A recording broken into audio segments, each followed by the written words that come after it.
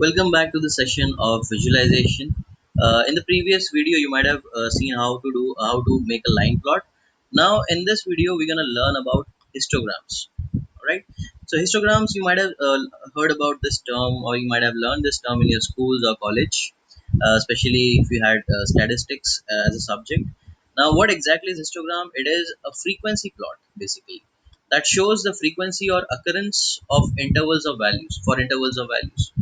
So, what exactly it is? Frequency or occurrence for intervals of values. So, guys, if if the statement is not clear, don't worry about this. I'll show you the practical, and you'll be able to understand what exactly is a histogram. All right. So, guys, histogram is basically used for continuous value. What is a continuous value? A value where there is which cannot be counted but only can be measured. Right. Those are known as continuous values.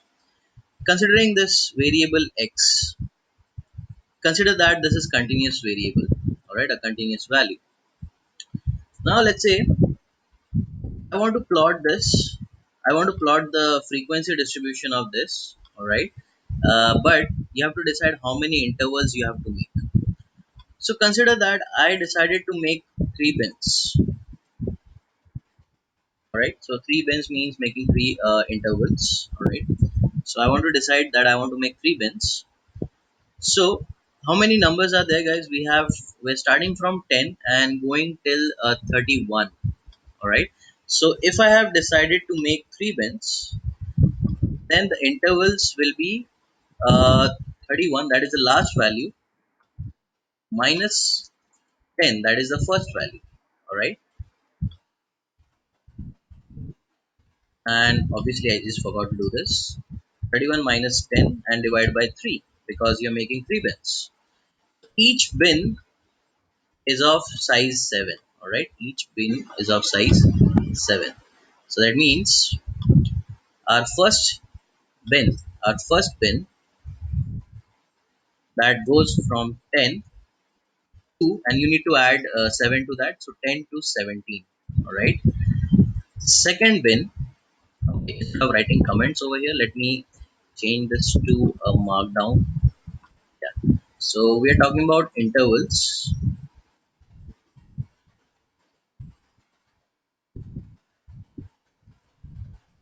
and then we are talking about the frequency, right? Again, let me just repeat this. So, guys, we have decided to make three bins or three intervals. So, what we do is we take the last number, we subtract the first number, and divide by three. All right. So, each bin size will be of 7. Okay. So, talking about the first interval starts with 10, and since the size is 7, so it goes from 10 to 17. All right. And how many values are there between 10 to 17? Okay, let me write 2 over here like that. Yeah. How many values are there from 10 to 17? There are like 1, 2, 3, 4. There are four values. The frequency is 4. Alright. Similarly, the next interval starts from 17 to, you just have to add 7 to that because size is 7. Interval size is 7. So 10 to plus 7 on that, that becomes 24. Alright. So you have to check how many values are there between 17 to 24. So 1, that is 18, 20, 21, and then we have 26, so that is not included. So between 17 to 24 there are total 3 values, so the frequency is 3. And then after that, starting from 24, add 7 to that, that is 31.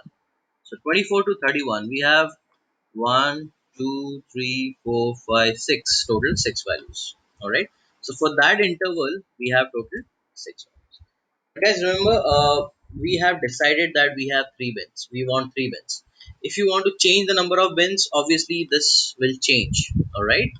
So again, just go through this calculation and you'll be able to understand what exactly we have done here. So let's say this is done. Now let's plot the graph. PLT dot. Now PLT dot plot was for line plot. Now we're gonna say PLT dot hist for histogram, and there we pass x, and we're gonna pass an argument called bins where we're gonna pass 3, right? and as usual you call plt dot show. Let's run this. All right. So guys, as I told you, there are going to be three bins. So you can see there are three bins. All right. First bin goes from 10 to 17, right? That is from here to 17. Second one goes from 17 to 24, and then 24 onwards, right? Let me in fact draw this. So first one goes from 10 to somewhere over here, that is 17, right? And that is your first bin. Then you have your second bin that goes from 17 to 24, and lastly this one, which goes from 24 to 24 and 31, 24 to 31. And you can see the frequencies over here. So there are total four values between 10 to 17. So the frequency is 4. Between 17 to 24 there are three values, so here the frequency is 3. And similarly for 24 onwards to till 31 there are total 6 values. So you can see the frequency. Actually this is I have to scroll it up a little bit. Okay, there's somewhere over here. All right, so you can see the frequency for that is 6. All right, so I hope guys histogram is clear. It's pretty straightforward and very simple and very useful as well. uh, Now let me also show you that if you don't pass bins, what happens. If you don't pass bins, by default it takes 10 bins. Okay, it create 10 intervals, or you can say 10 bins. So it's completely up to you how many intervals you want. Let's say I'm good with 3, so I'll just keep 3. All right, so guys, that was all about histogram. If anything, if you have any doubts about that, please go back and watch this video again. All right, continuing on histogram, I want to work on a real data. All right, so for that purpose what I'll do is I'll read a CSV file. And guys, if you want the access of the CSV file, let me tell you that this is let me post the link over here.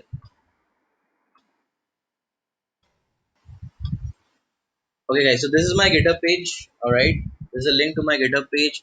This is an entire repository on machine learning.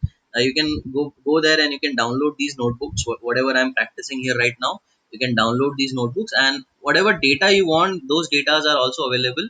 So the right now the data that I'm gonna work with is a cars.csv file.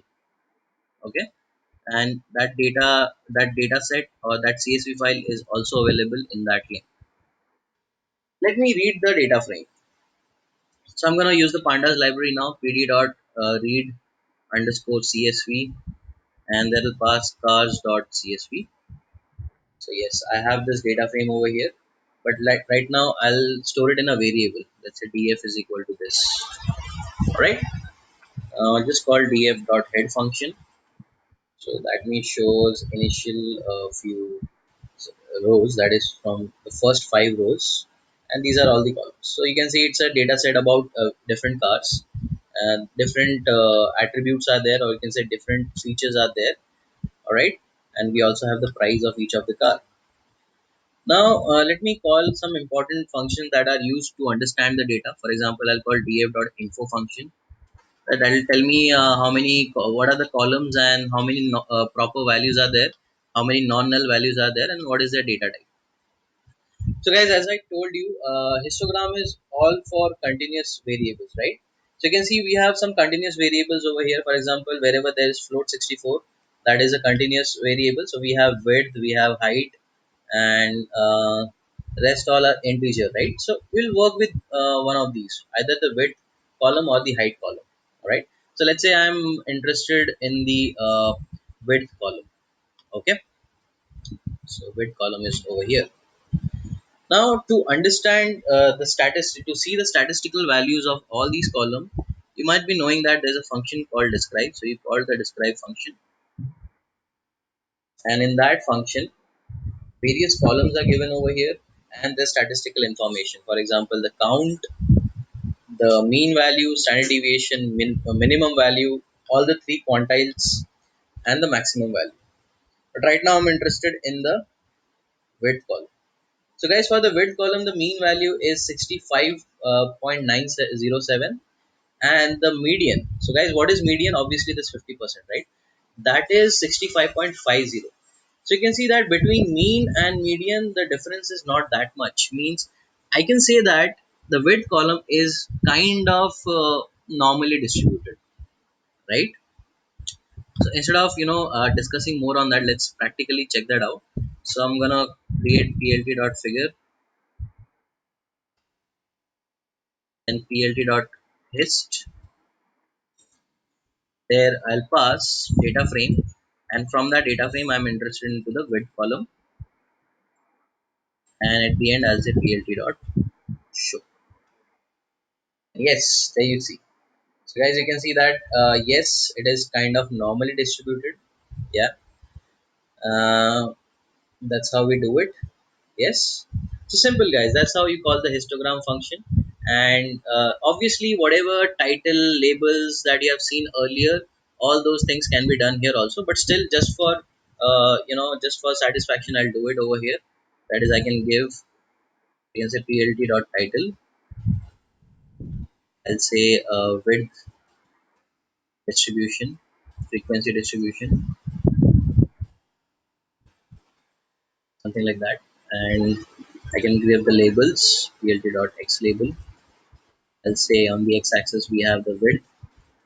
So what is width actually? The width of the car. And then we can say plt.y label. So what we have in y label guys, we have the frequency. Okay, perfect. It's really great. If you wish, you can increase the size and you can play around with that. But the main thing to know is only the function that changes is this. So instead of plt.plot, you have plt.hist. Okay. So guys, let me tell you something. All the things that you're doing over here are using the Matplotlib library, that is PLT. But apart from that, if you wish, you can also use the pandas library. That is, you can directly call df and you can pass the width. That is, you're trying to access the width column. And in the same column, you can call the histogram function. That is dot hist, like that.